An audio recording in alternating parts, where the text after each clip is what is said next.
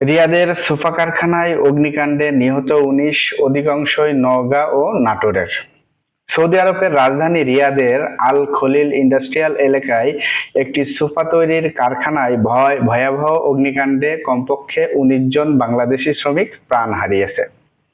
নিহতদের মধ্যে ১২ জনের পরিচয় নিশ্চিত হয়েছে। এর মধ্যে ১০ জন নওগাঁ উপজেলার এবং ২ জন নাটোরের বাসিন্দা। তবে স্থানীয় সূত্র ও প্রত্যক্ষদর্শীরা জানিয়েছেন, মোট নিহতের সংখ্যা ১৯ এবং আরও কিছু মরদেহ শনাক্তের প্রক্রিয়া চলছে। স্থানীয় সময় রবিবার ভোরে রিয়াদের মুসা সানাই এলাকায় এই কারখানায় আগুন লাগে।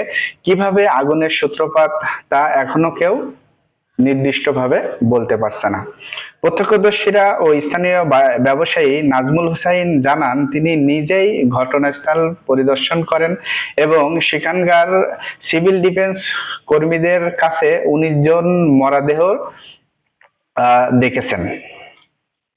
নাজমুল হুসাইন জানান, কারখানাটি সবাই বাংলাদেশি শ্রমিক ছিলেন।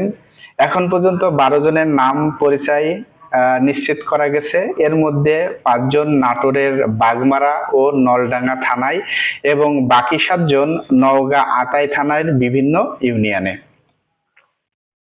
প্রবাসী কল্যাণ ও বৈদেশিক কর্মসংস্থান মন্ত্রণালয়ের মন্ত্রী আরিফুল হক চৌধুরী বলেন, সৌদি আরবের অবস্থিত বাংলাদেশি দূতাবাসের মাধ্যমে স্থানীয় কর্তৃপক্ষের সঙ্গে সার্বক্ষণিক যোগাযোগ রাখা হচ্ছে।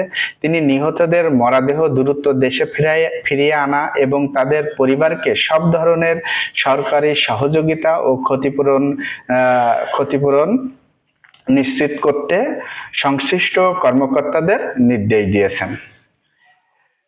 জীবিকার তাগিদে বিদেশে গিয়ে এমন মর্মান্তিক মৃত্যুতে পুরো আতাই উপজেলা ও নওগাঁ জেলার শোক তৈরি হয়েছে। জেলা প্রশাসন ও পুলিশ সুপার ঘটনাস্থল পরিদর্শন করেছেন এবং পরিবারগুলোকে প্রাথমিক সহযোগিতা ও সরকারি অনুদান প্রদানের আশ্বাস দিয়েছেন। স্যার,